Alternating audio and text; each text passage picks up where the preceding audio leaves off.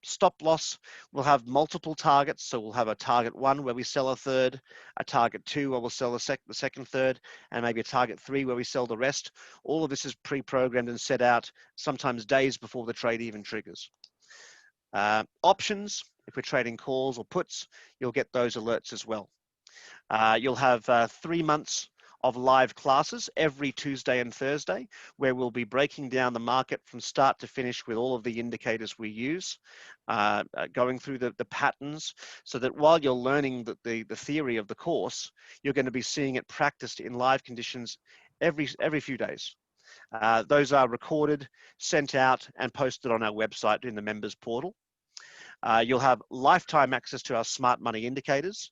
So I talked about our S&P 500 indicator that's been right about 93%, just under 93% of the time for the last 60 years. That indicator is included for life. The value of that is at least 397 right there.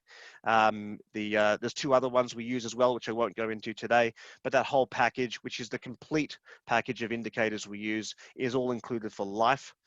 And last but not least, you're then going to have access to the smart money scans themselves. So you'll have the indicators, the alerts, and you'll then be given the scans and lifetime access to them also that actually find these trades. So at the click of a button, every week or every day if you want, you can run the smart money long scan and instantly get a list of all of the trades that have the highest level of insider buying or selling and those perfect patterns that are ready to go right now. And that is going to save you an enormous amount of time so that you can start focusing on quality instead of quantity in the trades. So those scans are included for life as well. Now, my dear friend Jeanette has asked me to finish up by 1:15, so we'll have about 5 minutes for questions, I believe. But if we can post the so what charting platforms are supported? The platforms that are supported is 1 second here. I think I paused my screen accidentally. That means, yeah. You're good there. We see wealth charts, NinjaTrader. Oh, good. Thank you. Yes, wealth charts. Thank you, Rolly. Wealth charts, NinjaTrader, TradeStation, Metastock, Incredible Charts, Thinkorswim, TradingView, TC2000. If your program isn't listed there, we can provide you with the coding for the indicator to load it in. If you don't have one of those programs, we can also provide a software for you that is free, that you can do everything on. So the answer basically is, regardless of what software you're using, this will work for anybody. You don't need a specific piece of software to make this work. We've coded the indicator into pretty much every program, and the scanning itself is done on a third-party software, which we program our coding and algorithm into, and that software is free. So you will not have to pay any monthly fees. You'll have it for life. We give you the code. It's yours. You own it, and off you go. Okay, do we provide recommendations on the S&P? We are looking at the S&P all the time. The Russell 2000, the S&P, the NASDAQ. I talked about this on, I was on the Pure Exposure program, which was a kind of a show last night. We were talking about the Russell 2000. IWM, for those of you that were watching. I mean, look, we look at all of the indexes. We look at all of the key moving parts of the market. As you can see, this was my comment on the Russell 2000 last week and again yesterday, that the Russell was breaking out of its sorry, 1 second here. You can see the Russell 2000 breaking out of a downward channel, which is bullish, and why that was a leading indicator that the S&P was likely to rally this week.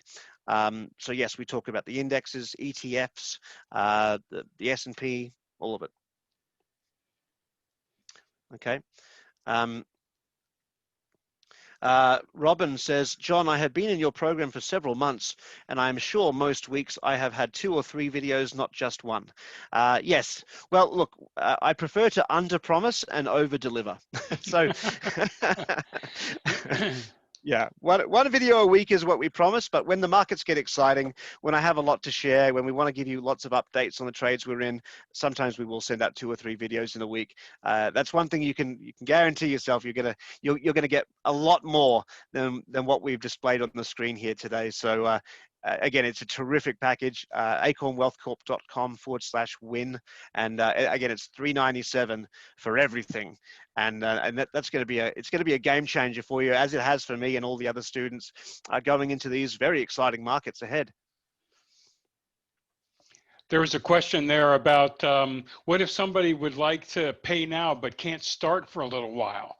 Is that a possibility, John? Somebody coming into your subscription service, but let's say they're not in a position to take advantage of it immediately. Can they defer or delay when they start the package? Oh yeah, absolutely. Because of course you will receive the on-demand material there's 3 modules in the Smart Money course, which covers patterns, stop loss management, how to scan for the setups, longs, shorts, the insiders, the tools we use. So you're going to have the on-demand Smart Money course, which is about 6 hours long, which you can go through in your own time. And then when you're ready to go live and start following our live classes and our live recommendations, just drop us an email and say, turn me on, so to speak. And then we can activate the other components to it. So whether that's a month from now, 3 months from now, certainly we can accommodate that. All right. Well, that's great. Well, Johnny, what a great presentation. Seriously, loved having you with us. Great way to end things up.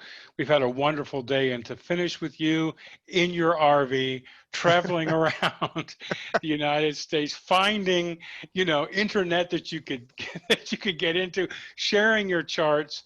And I think really, once again, for me as a trader, I just really respect the emphasis that you have on simplicity, rules-based, get rid of the emotion.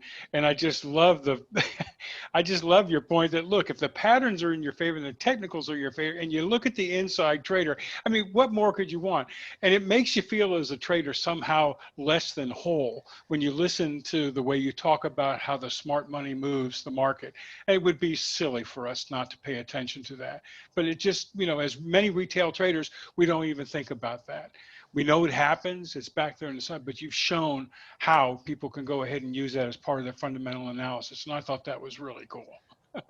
Sometimes, Rolly, the answer is hiding in plain sight. And so, yeah, absolutely. Thank you so much. It was a lot of fun. You're welcome, buddy. It's great to see you again. You too. Thanks, Johnny. Thanks, John.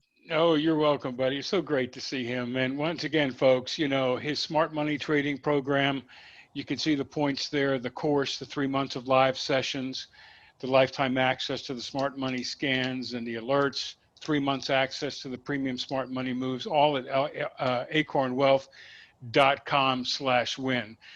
And here we are.